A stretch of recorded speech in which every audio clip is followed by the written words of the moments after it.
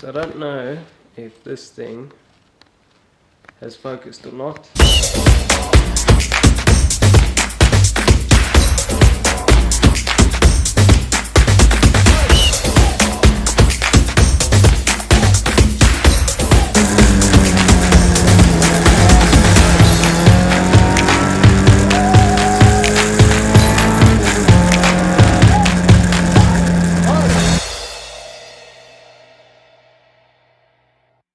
So I don't know if this thing has focused or not.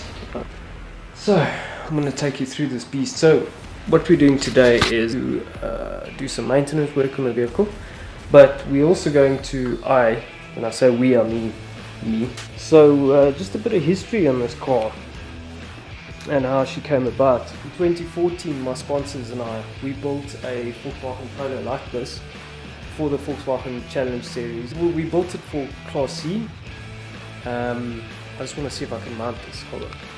So we built a car like this, very similar to this, for the 2014 season of Volkswagen Challenge. Anyway, but in 2014 we built that car. 2013 we built that car. 2014 I went on to win the championship with that car. We had a great season with JRT Racing. It was really nice. ELB was the sponsorship at the time. We had a lot of success with that vehicle. And then in 2015 we made the decision to move up to Class B. But when we made the change, there were a lot of small things that had to change. And when we did that, we obviously have, like with any development, you have a lot of small teething issues. So we battled a bit in 2015, and then 2016 I moved to another team with a great new sponsor, and during some testing during 2016 I unfortunately had a big accident and broke the chassis off. So cut to a clip of that.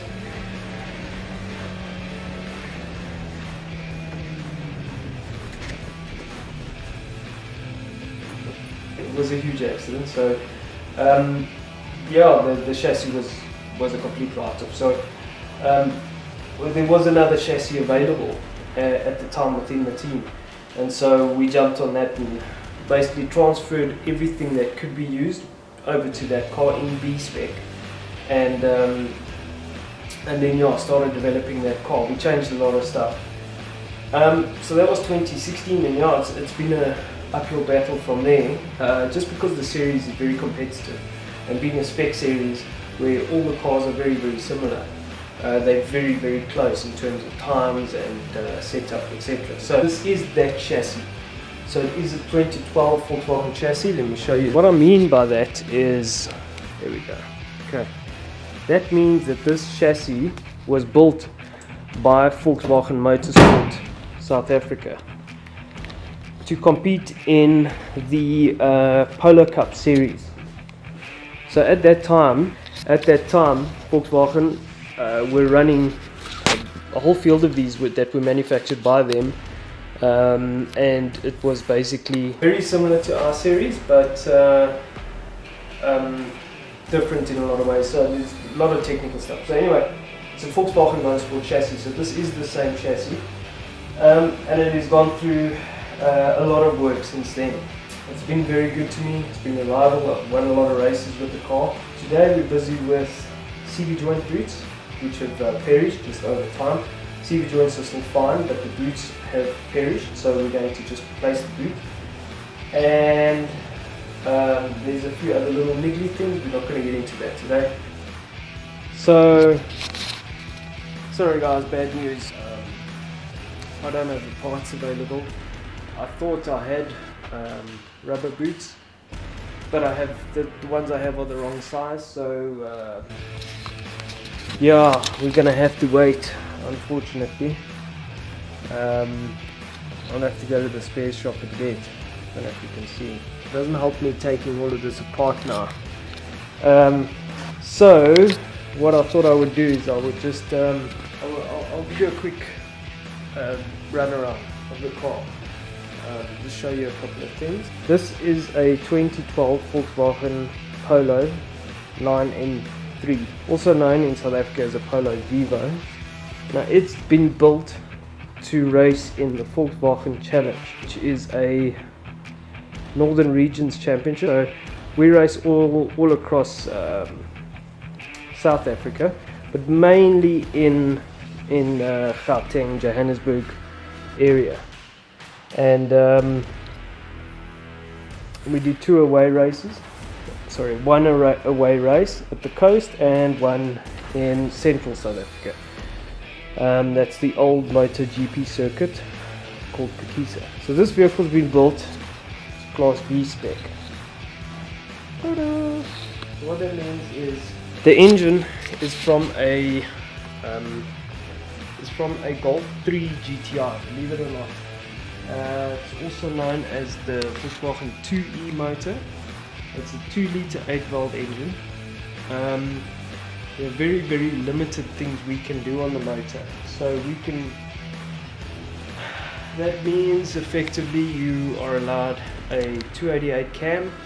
There's very specific specs on the cam, but effectively it's 288 cam. I think it's 10.8 to 1 compression ratio, and then obviously a specific bore size, specific stroke. Also with the gearbox, you may only use a certain type of Volkswagen FFZ gearbox with certain ratios. There are a few options between 3rd, 4th and 5th, I think, and that's that. Then in terms of the width, the track and the wheelbase, that's all fixed. Ride height is fixed. There is a minimum ride height, there's a minimum weight as well. There are certain shocks you have to use, and then we all run the same brakes. As mentioned earlier, it's an ATE brake. One of the reasons why we run this engine, the series has evolved over the years. Well, the vehicles in the series have evolved over the years. So there came a point in time where someone arrived with the Polo. Before there were all the Golf Mark 1s and 2s, someone came with the Polo like this and wanted to race it, so they said fine, you can, as long as you adhere to this engine and gearbox, etc. So they retrofitted the engine and gearbox to the vehicle. The challenge was that they had to get the gear linkage to work, because the Polos use a cable shift linkage, where this gearbox uses a manual linkage setup system. So it made it challenging. So the only one we can use is from a Golf 4 DUU gearbox, and which are now extremely hard to find. So getting the right combination for this car is very difficult, and that's why they have introduced new rules for Class C. The Polo does handle better than the Golf. It manages its tires better. I'm happy with this chassis. Each chassis has its own characteristics, challenges. I'm very happy with this chassis. It is a bit more difficult to drive, but let me show you inside.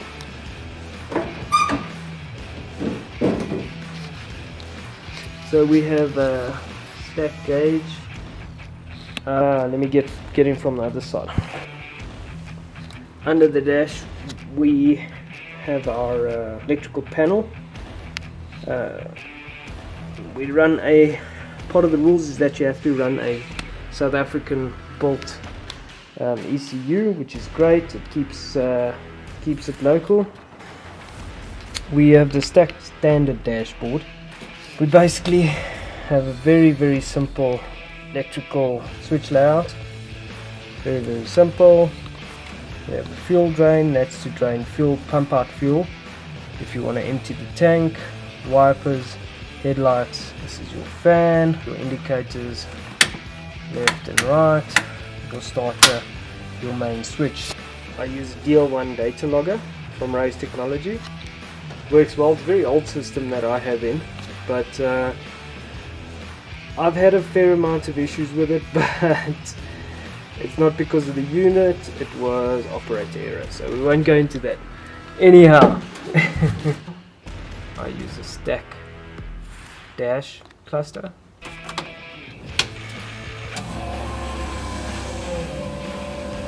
Of course it's going to say low oil pressure because we're not running at the moment, and that's my lap timer.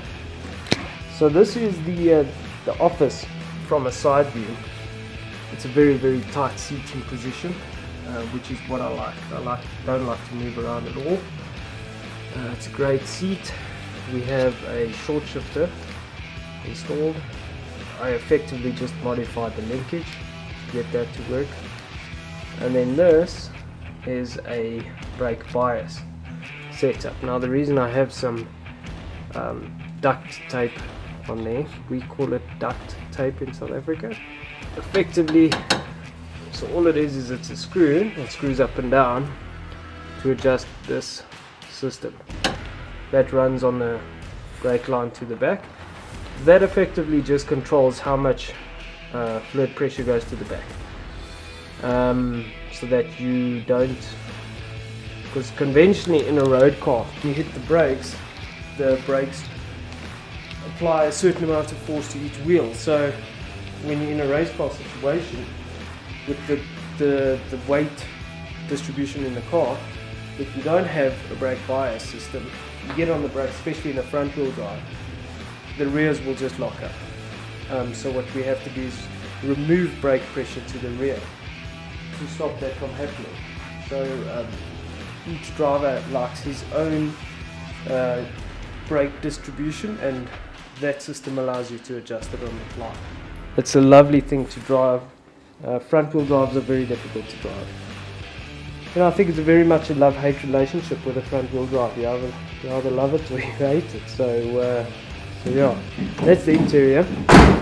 Let me just run you through the suspension.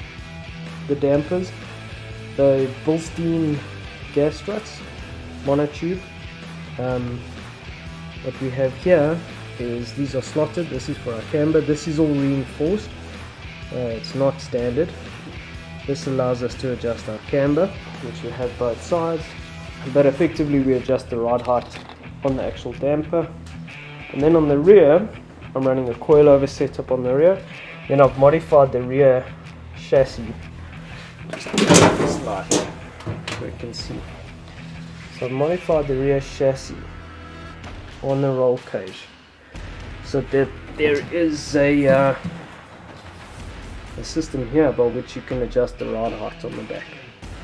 So if you want to quickly change the rake of the vehicle to either achieve more turning oversteer, or you just want to adjust ride height, or you're doing corner weights, then you can adjust it here quite easily. Doing this is quite a massive job. Obviously there's some really nicely machined components here that fit on the top and the bottom. This is a whole unit, and then the top of the shock bolts to this unit. You loosen this nut here. You loosen that nut, you can unwind it here. Turn it in, obviously raise the car. Turn it out and lower the car. It's a lovely little car. I really enjoy it. There's a lot more to it. We're obviously running oil coolers, oil catch systems, blah blah blah. The list goes on.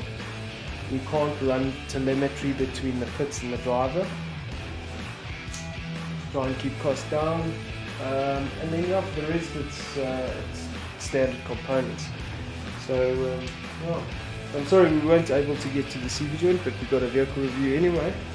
And then I'll keep you guys posted on some stuff. I've got some cool stuff coming up.